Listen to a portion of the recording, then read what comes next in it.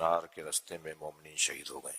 ایک مہینہ قبل جب میری حاضری ہوئی ہنگو میں تو وہاں یہ طے ہوا کہ پارا چنار اور پاکستان یعنی پارا چنار اور پشاور کے درمیان راستے مسدود ہیں، جب مومنین گزرتے ہیں تو انہیں خاص ایک مقام پر مار دیا جاتا ہے۔ تو پھر یہ طے ہوا کہ ایک احتجاج تاکہ کانوائے کی شکل میں، ایک قافلے کی شکل میں ریاستی حفاظتی ادارے انہیں گزاریں اور اپنی حفاظت میں لے کے چلیں، کیونکہ وہاں اشیاء خورد و نوش بھی ختم ہو گئی تھیں۔ تو ایک علامتی احتجاج کے نتیجے میں معاہدہ ہوا سرکاری اداروں کے ساتھ، اور اس معاہدے کے نتیجے میں آج پہلا قافلہ گزر رہا تھا۔ یعنی میں تو صرف بتا سکتا ہوں آپ کو کہ کیا واقعات ہیں آگے پیچھے، اور ایک بڑی تعداد میں ظاہراً جو حفاظتی فورسز انہیں لے کے چل رہی تھی، مگر اس کے باوجود ایک بھرپور حملہ ہوا جس میں ابھی کوئی آدھا گھنٹے پہلے تک 80 وقت پہ تو جو موقع پہ جو شہید ہوئے وہ 40 تھے، مگر شدید زخمی تھے لوگ۔ مسلسل تعداد بڑھتی جا رہی ہے اور اس وقت تقریباً 80 مومنین شہید ہو چکے ہیں۔ ایمبولینسز نہیں ہیں جو انہیں پشاور تک، ہنگو تک یا واپس پارا چنار تک لے جائیں۔ اتنی بڑی تعداد میں بڑا سانحہ ہے، اور اتنے بڑے واقعے کی میں اس بارگاہ میں آپ سے یہی کہہ سکوں گا کہ مولا علی علیہ السلام کی بارگاہ میں تمام مومنین کی حفاظت اور تمام مظلوموں کی حمایت، اور یہ جو شہید ہوئے ہیں اور جو زخمی ہیں ان کی درجات کی بلندی اور ان کی شفا کے لیے جتنا ممکن خلوص، سچائی، خضوع، خشوع کے ساتھ ممکن ہو ایک بلند صلوات دیا کریں۔ اللہم صل علی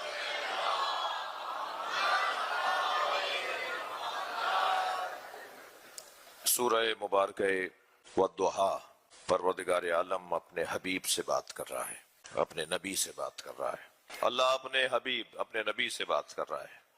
ویسے بھی پورا قرآن عاشق اور معشوق کی گفتگو ہے۔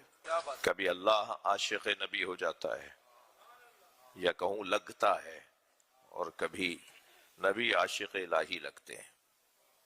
لب و لہجہ ایسا ہے۔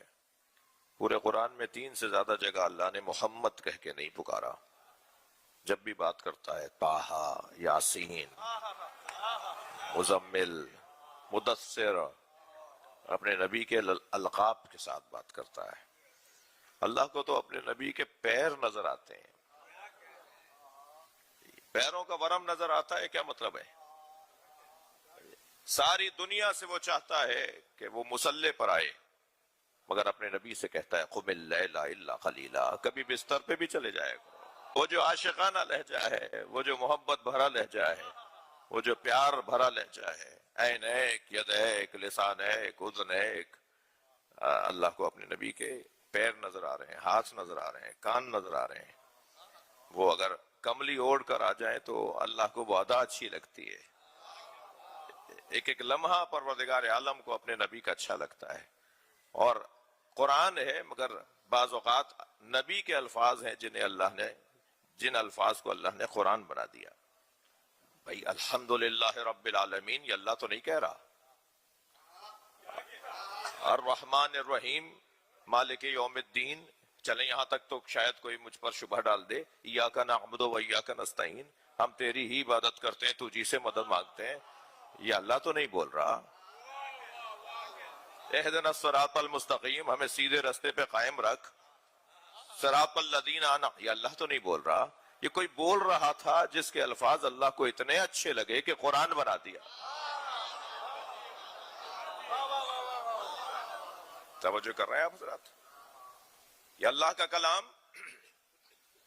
پیار بھرا لہجہ، محبتوں بھرا لہجہ۔ سرکار دو جہاں کی خاطر اللہ نے ساری کائنات کو خلق کیا ہے۔ جس کی محبت میں اللہ نے سب کچھ خلق کیا ہے،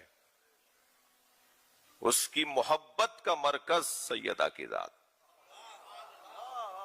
یعنی اگر ساری دنیا نبی کے دروازے پر نظر آئے تو سیدہ کا وہ دروازہ ہے جس پہ نبی نظر آتے ہیں. ایک دو چھ بار 10 15 20 پر مرتبہ نہیں، سینکڑوں مرتبہ سرکار دو جہاں روزانہ نماز فجر کے بعد سیدہ کے دروازے پہ کھڑے ہو کے سلام کرتے ہیں، اہل بیت نبوت کو یاد کرتے ہیں. اللہ چاہتا بھی یہی ہے کہ اس گھرانے کا شان سے تعارف ہو. وہ چاہتا بھی ہے کہ سب سے زیادہ ذکر اس گھرانے کا ہو، اس لیے کہ اگر اس گھرانے کا ذکر محفوظ ہو گیا تو اللہ کا ذکر محفوظ ہو جائے گا.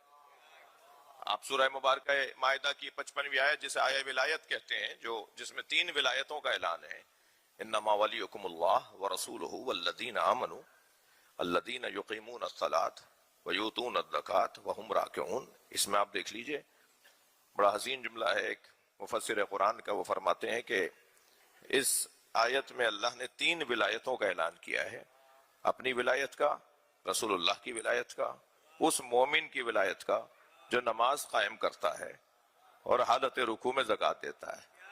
تو اللہ نے اپنی بات ایک جملے میں کہی، رسول اللہ کا نام ایک دفعہ ہی لیا، لیکن وہ حالت رکوع میں زکوٰۃ دینے والے کے بارے میں لائن لگا دی، یعنی ذکر زیادہ کیا ہے. ایک عنوان یہ دیا کہ وہ صاحب ایمان، وہ جو نماز قائم کرتا ہے، جو حالت رکوع میں زکوٰۃ دیتا ہے. اللہ چاہتا یہ ہے کہ زیادہ سے زیادہ علی کی بات ہو، اللہ کا رسول چاہتا یہ ہے کہ زیادہ سے زیادہ مولا علی کی بات ہو. اس دنیا میں علی کی بات زیادہ ہو تاکہ اس آخرت میں علی کا سہارا مل سکے. یہ ساری دنیا جن کے تصدق میں پروردگار عالم، مجھے کیوں کہا گیا کیونکہ وقت بھی ہے تو کچھ فضائل کے پہلوؤں کی طرف توجہ رکھوں. یہ ساری دنیا اللہ نے جن کے تصدق میں بنائی ہے. ہوتا ہے آپ بھی کہیں جاتے ہیں تو آپ کو بلایا جاتا ہے، اور ہمارے ساتھ تو کچھ زیادہ ہو رہا ہوتا ہے کہ بلایا گیا تھا ہمیں، مگر ہمارے کچھ دوست بھی ہمارے ساتھ ہوتے ہیں. تو ہم بھی کہیں جاتے ہیں، آپ بھی، تو معلوم ہے کہ کچھ لوگ ساتھ بھی ہوتے ہیں. اس پوری دنیا میں، اس پوری کائنات کو اللہ نے 14 کی وجہ سے بنایا ہے. ہم سب صدقے میں ہیں، ہم سب توفیلی ہیں، ہم سب تصدق میں ہیں، ہم سب کھا رہے ہیں ان کا.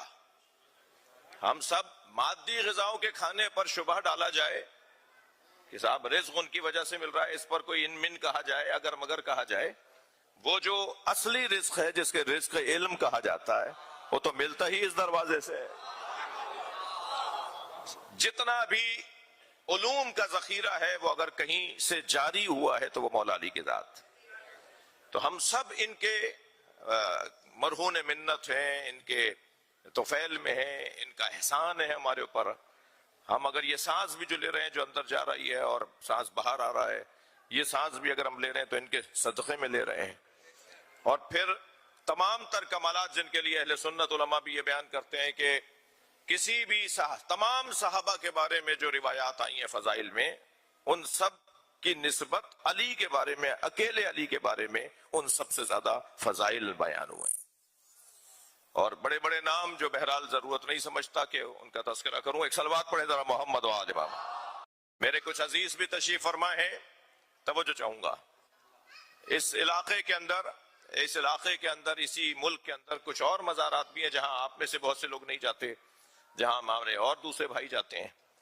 تو ایک بہت ہی میرے پیارے دوست ہیں، ایک ٹی وی اینکر ہیں، وہ یہاں پر کچھ سنی شیعہ علماء کو لے کر آئے. تو اس کے بعد ان میں گفتگو شروع ہو گئی، اور گفتگو یہ شروع ہوئی کہ عراقی حکومت کی ساری توجہ کربلا پر ہے اور نجف اشرف پر ہے، اور کہیں اور ان کی توجہ نہیں ہے. تو ان کا کھانا تھا، دعوت تھی وزیر اوقاف کے ہاں، عراق کے وزیر اوقاف کے ہاں ان کی دعوت تھی. تو وہ ٹی وی اینکر فرمانے لگے، میں نے ان سے کہا بھئی ہمیں خود انہی سے بات کرنا ہوگی، ہمیں جو اعتراض ہے ہم اس سے متعلق وزیر سے بات کریں گے. تو جب وزیر سے کہا جی آپ کی ساری توجہ نجف پہ اور کربلا پر ہے، سامرا کاظمین پر آپ کی ساری توجہ ہے، بعض جگہوں پر آپ کی توجہ نہیں ہے. تو اس نے پوچھا وہ کون سی جگہ ہے، تو انہوں نے جگہ بھی بتائی. تو کہا کیا وہاں کوئی ٹائل ٹوٹا ہوا تھا، وہاں کوئی بلب فیوز تھا، وہاں کوئی دروازے میں، وہاں کوئی صفائی ستھرائی میں کمزوری تھی؟ کہا نہیں یہ ساری چیزیں تو پوری تھیں، مگر لوگ نہیں تھے. تو بے ساختہ اس نے کہا کہ لوگ تو صاحب مزار بلاتا ہے.